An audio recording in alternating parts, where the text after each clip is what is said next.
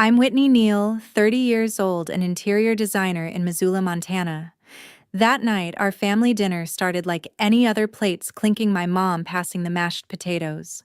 I was laughing about a client's ridiculous wallpaper choice when my dad slammed his glass down, the sound cutting through the room like a knife. "Whitney, you have 2 days to get your stuff out," he barked, his voice cold. "This house belongs to your brother now." My fork froze midair. My brother, who'd been chasing big dreams in New York, hadn't set foot here in years. I'd poured my savings, $60,000, into keeping this place alive, paid the bank loans, replaced the leaky roof, bought every piece of furniture in this dining room. And now they were handing it to him. My mom avoided my eyes, fidgeting with her napkin, while my dad leaned back, arms crossed, like it was final. My stomach churned, but I didn't argue. I just nodded, my mind racing. They thought I'd roll over, pack up, and disappear. They had no idea what was coming. In 48 hours, they'd walk into this house and regret every word they'd said. I pushed my plate away, stood up, and walked to my room, already planning. They'd underestimated me, and that was their first mistake. If you're as shocked as I was, drop a comment below with where you're watching from and what time it is. Let's see how many of us are glued to this drama. The next morning, I woke up in our Missoula home, my dad's words still echoing. I lay in bed staring at the ceiling I'd painted pale blue 3 years ago, trying to make sense of last night's dinner. How could they just hand the house to my brother? I'd given everything to keep this place standing. Back in 2022, when the bank threatened to foreclose, I stepped up. My parents were drowning in debt, $60,000 in loans they couldn't pay. I was 27, just starting my interior design career, but I emptied my savings to cover it. Every cent I'd scraped together from late-night freelance gigs went to the bank, not because they asked, but because this house was my home. It was where I grew up, where I'd sketched my first designs on the living room floor. I didn't stop at the loans. The house was falling apart, peeling paint, creaky floors, a roof that leaked every spring. I took on extra clients, worked weekends, and poured my heart into fixing it. I chose the pale blue paint for the walls, soft and calming, to make the place feel alive again.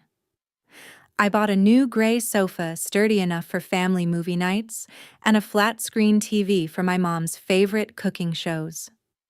The washing machine was my idea too, after the old one broke and left us hauling laundry to the laundromat. Each purchase, each hour spent sanding floors or hanging curtains was for them, for us. I thought I was building something lasting, something they valued as much as I did. But my brother, he didn't care. Colt had left for New York 5 years ago, chasing some big banking job, dreaming of skyscrapers and stock markets. He'd call maybe twice a year, always rushed, promising to visit, but never showing up. When he did, it was all swagger, talking about deals that never materialized, suits he couldn't afford. My parents ate it up, hanging on his every word like he was some Wall Street genius. They'd brag to neighbors about his success while I was the one keeping the lights on. I'd overhear my mom on the phone saying Colt's doing so well as I scrubbed the kitchen counters I'd paid to replace. It stung, but I swallowed it, thinking my work spoke for itself. 3 years ago, when the bank called about the overdue loans, I was the one who answered. My dad sat at this same dining table, head in his hands, saying we might lose everything. My mom was quiet, her eyes red from crying. Colt didn't even pick up when I called him for help. "He's busy," my mom said, like that, excused it. So I took out my savings, $60,000, every penny I'd saved for a down payment on my own place someday, and handed it over. The bank took it, the house was safe, and my parents hugged me, grateful. But gratitude fades fast. Soon, it was back to Colt's calls, his stories, their pride in him. I'd walk into the living room, see the sofa I'd bought, the TV I'd wired up, and wonder why it wasn't enough. Last summer, I redid the dining room. I picked out a new chandelier, sleek and modern, to replace the flickering one from my childhood. I spent hours measuring, sanding, painting, making sure every detail was perfect. My mom smiled when it was done, said it looked fancy. My dad nodded, said it was nice. But when Colt called the next week, they spent an hour talking about his latest big deal. I stood in the hallway listening, my hands still stained with paint. Nice, fancy. I'd rebuilt their home piece by piece, and they couldn't stop talking about a brother who hadn't stepped foot here in years. It wasn't just the money, it was the time, the energy, the late nights designing client projects to pay for this place. I'd come home exhausted, collapse on that gray sofa, and still feel like I was carrying the weight of this house alone. My parents leaned on me, but their eyes lit up for Colt. He was the golden child, the one who got away while I was just here holding it all together. And now they wanted to give him the house. The one I'd fought for. The one I'd made my own. My chest tightened. Not with sadness, but with something sharper, anger maybe, or resolve. They thought I'd walk away, let Colt waltz in and claim what I'd built. They were wrong. I sat up in bed, the pale blue walls glowing in the morning light. I'd spent years keeping this family afloat, but last night's dinner changed everything. I wasn't their daughter anymore. I was the one they used, the one they took for granted. But I wasn't done yet. I grabbed my phone, my fingers steady despite the fire in my veins. I needed answers, and I knew who to call. By mid-morning, I called Lindsay, my best friend, needing answers. Lindsay picked up on the second ring, her voice calm but sharp. "Whitney, what's wrong?" she asked, sensing my urgency. I paced the kitchen, the same one I'd redesigned with granite counters I paid for, and spilled everything about last night's dinner.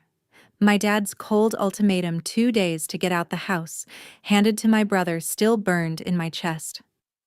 I told her how I'd poured $60,000 into saving this place, how I'd rebuilt it while my brother chased fantasies in New York.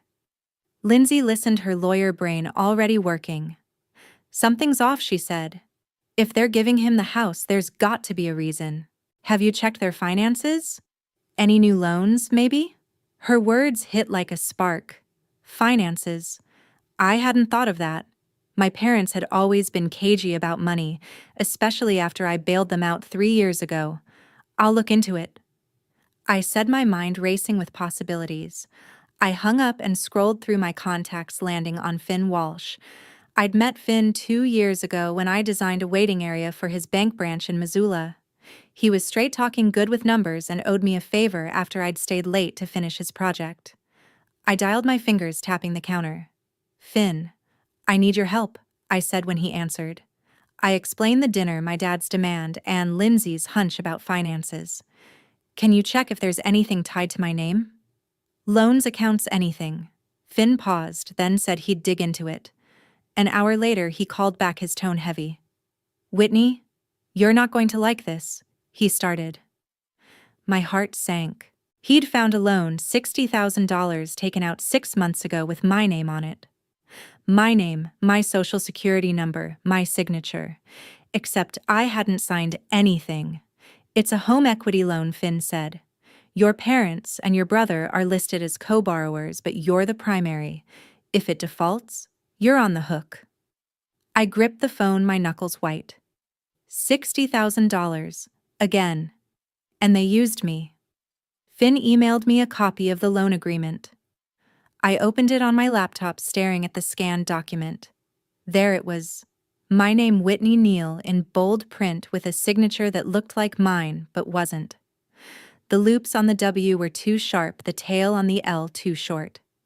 It was a forgery, clumsy but convincing enough to fool a bank. The loan was tied to the house, the same one I'd saved from foreclosure.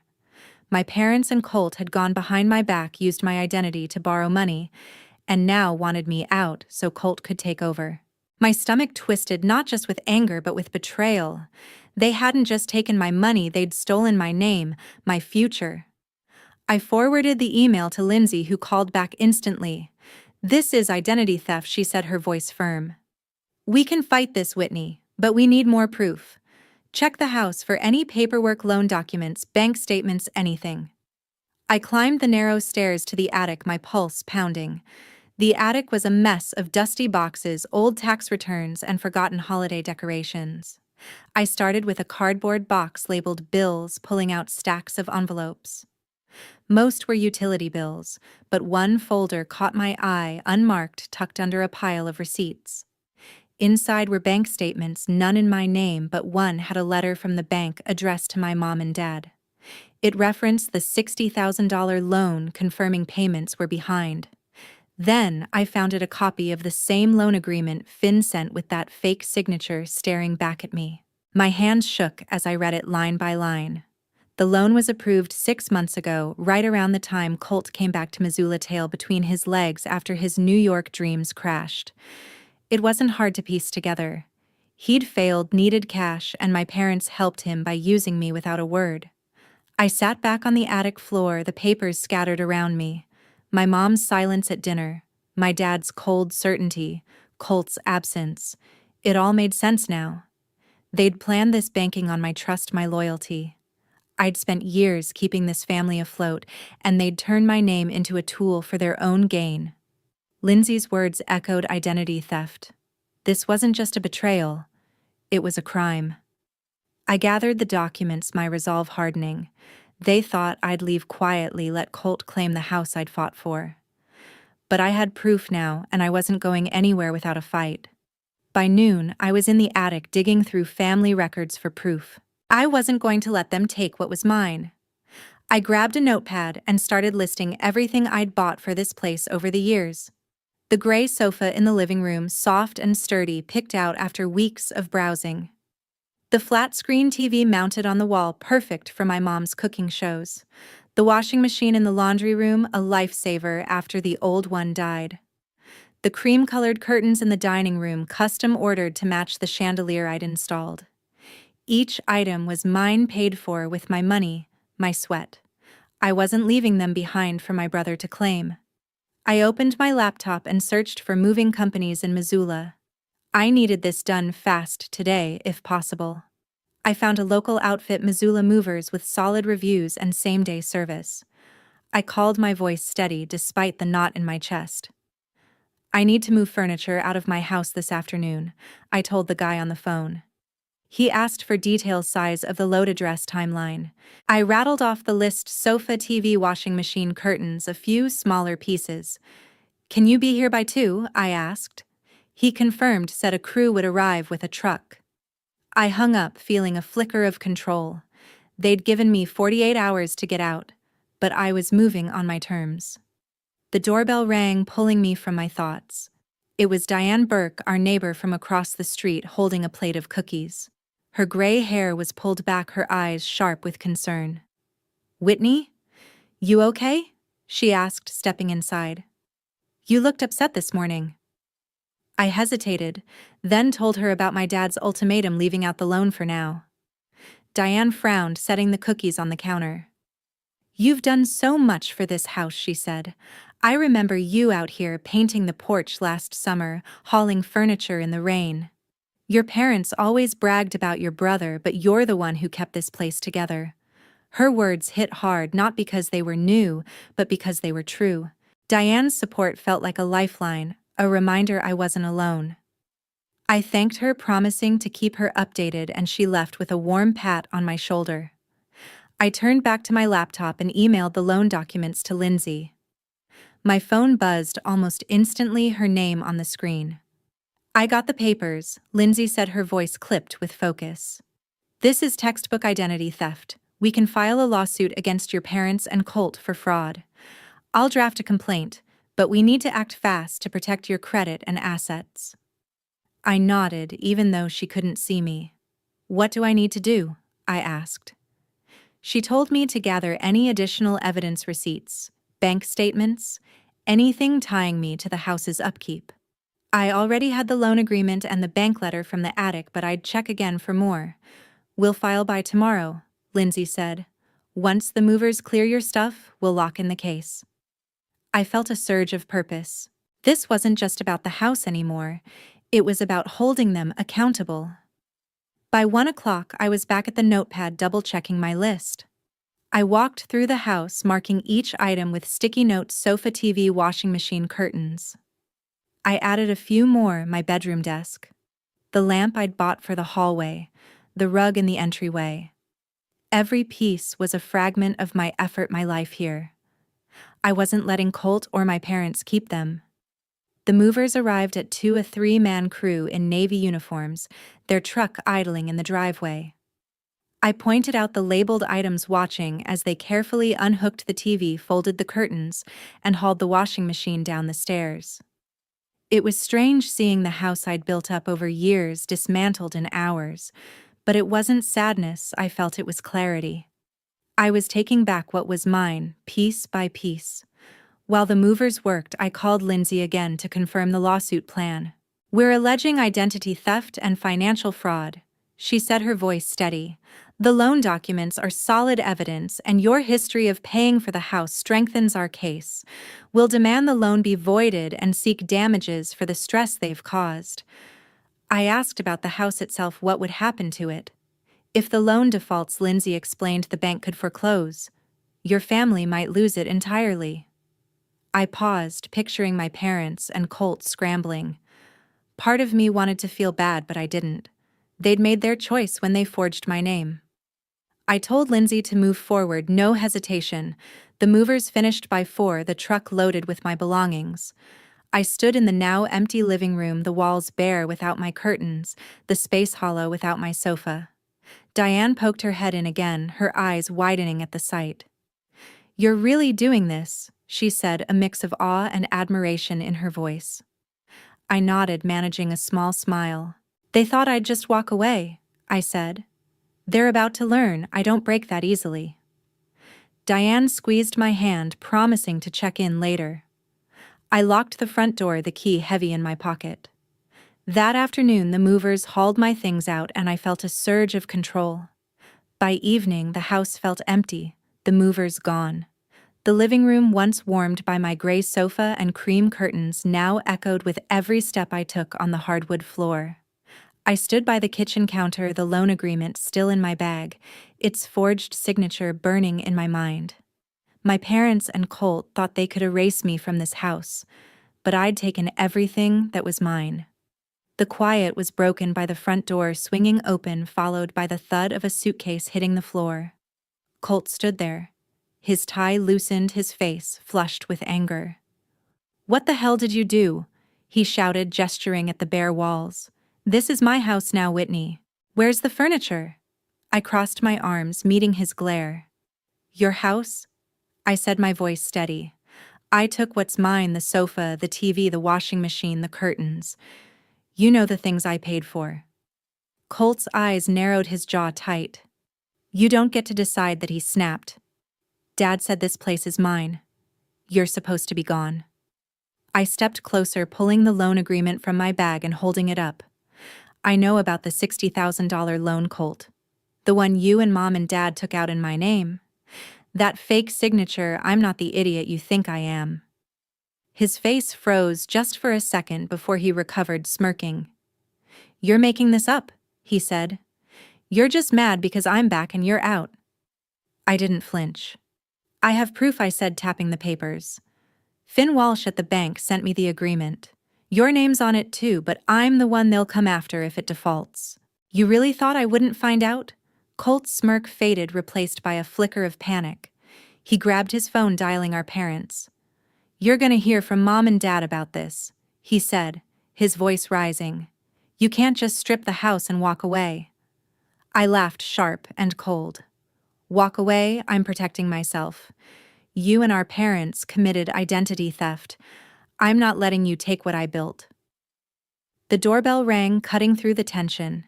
It was Henry King, our neighbor from 2 houses down, his flannel shirt tucked neatly into his jeans. He stepped inside, his eyes darting between me and Colt. "Everything okay, Whitney?" he asked, his voice calm but firm. I nodded, keeping my gaze on Colt. "Just having a chat with my brother," I said. Henry raised an eyebrow, looking at the empty living room. "Heard the movers earlier," he said. "Whitney, you've put your heart into this place. I saw you out here fixing the porch, hauling that TV in. Whatever's going on, I'm on your side."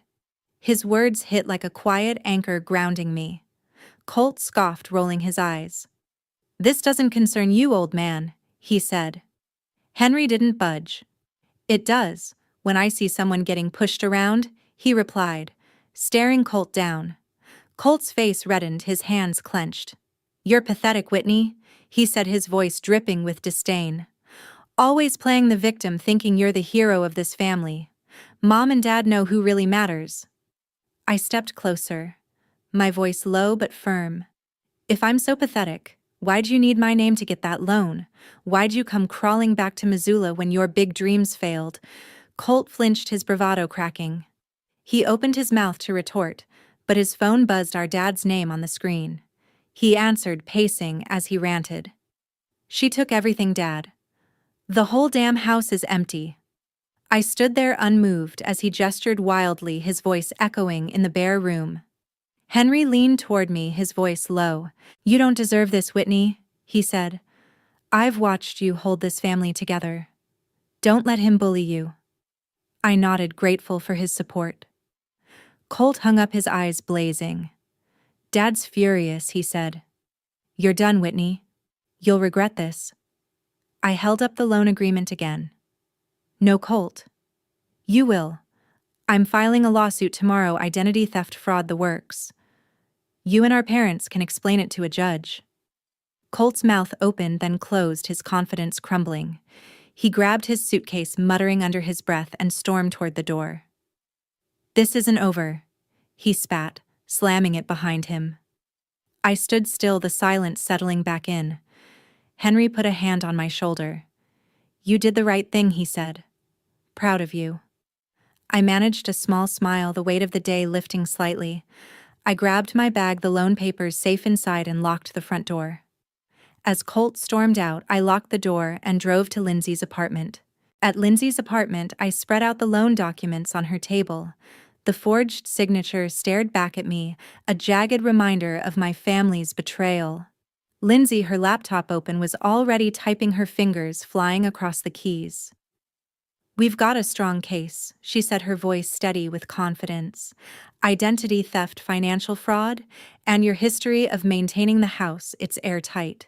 We spent the evening finalizing the lawsuit, detailing every piece of evidence, the loan agreement from Finn, the bank letter I'd found in the attic, receipts for the sofa, TV, and washing machine I'd bought. By midnight, the complaint was ready, a 20-page document accusing my parents and Colt of forging my name to secure a $60,000 home equity loan. I signed it, my hand steady, knowing this was the only way to reclaim my life. The next morning, Lindsay drove us to the Missoula County Courthouse, a squat brick building downtown. We filed the lawsuit, the clerk stamping our papers with a thud that felt final. I stood outside, the cold Montana air biting my face, and felt a strange mix of relief and resolve. This wasn't just about the house anymore. It was about justice. Lindsay squeezed my arm. "The court will see through their lies," she said. "You've got this." Over the next few weeks, we gathered more evidence, bank statements showing my payments to save the house 3 years ago, emails from Finn confirming the loan's details, even a notarized affidavit from Diane Burke about my work on the property. My parents and Colt were served papers within days, and I could imagine their shock, their scrambling to respond. The case moved faster than I expected. By early spring, we were in court, facing a judge in a small wood-paneled room. My parents sat across from me, their faces drawn, avoiding my eyes. Colt slouched beside them, his usual swagger gone, replaced by a nervous twitch. Lindsay presented our case, her voice clear and sharp, laying out the forged loan agreement, my financial contributions, and the betrayal of trust. Their lawyer, a tired-looking man in a cheap suit, argued that I'd agreed to the loan, but the judge wasn't buying it. The evidence was overwhelming: the fake signature, the bank records, my years of payments. When the judge ruled, his voice was firm. The loan was voided, my name cleared, and my parents and Colt were ordered to pay court fees and damages for emotional distress. The house, tied to the unpaid $60,000 loan, was to be sold to settle the debt with the bank. I didn't stay to watch their faces. I walked out of the courthouse, the weight of years lifting off my shoulders. Lindsay followed, a rare smile breaking through her professional demeanor. "You won, Whitney," she said. "They can't touch you now." I nodded, the victory bittersweet. The house I'd fought for would be sold, but it wasn't mine anymore. Not after what they'd done. Weeks later, I heard from a neighbor that the bank had foreclosed, and the house was auctioned off for just enough to cover the loan.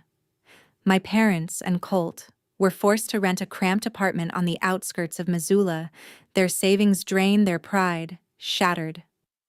Colt took a low-paying job at a local car dealership, his New York dreams long gone. My parents, once so quick to brag about him, now faced utility bills they could barely pay.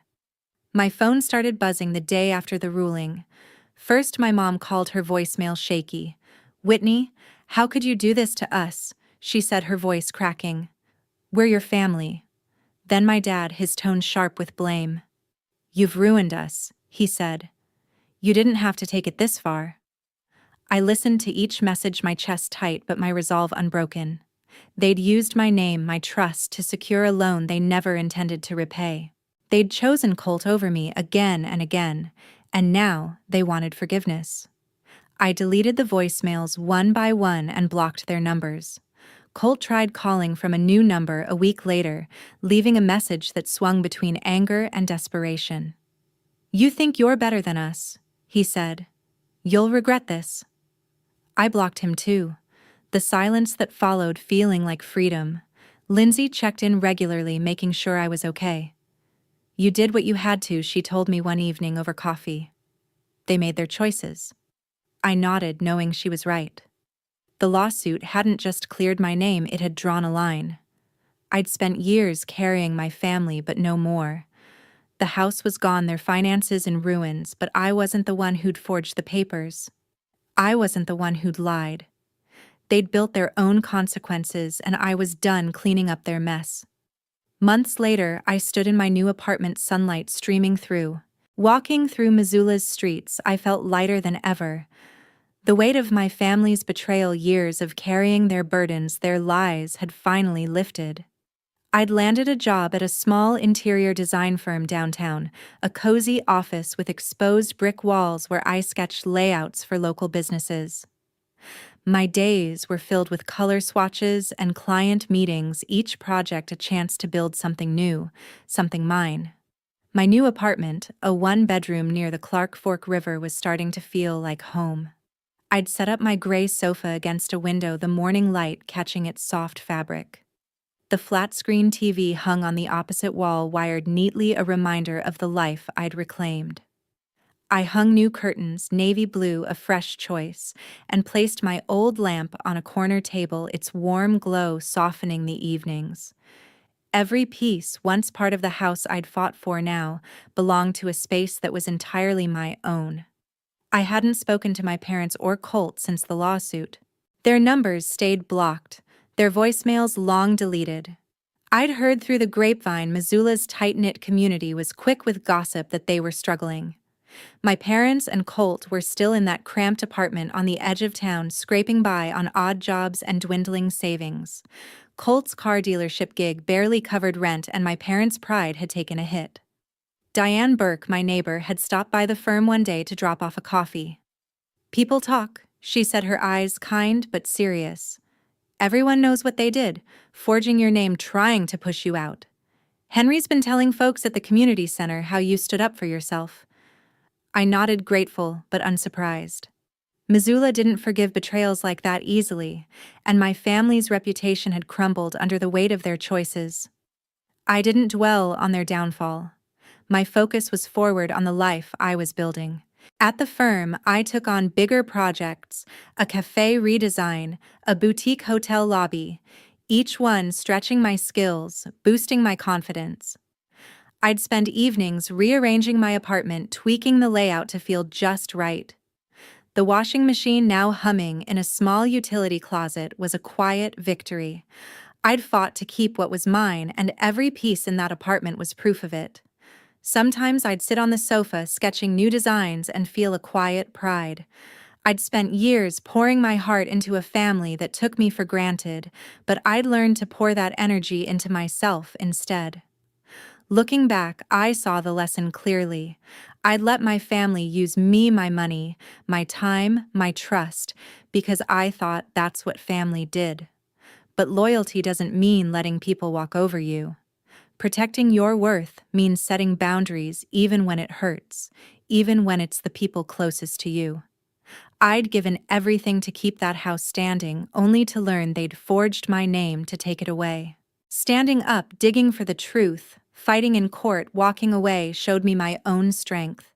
Independence isn't just living alone, it's knowing you can stand tall no matter who tries to pull you down. I wasn't the daughter who fixed everything anymore. I was Whitney building a life on my terms, and that was enough.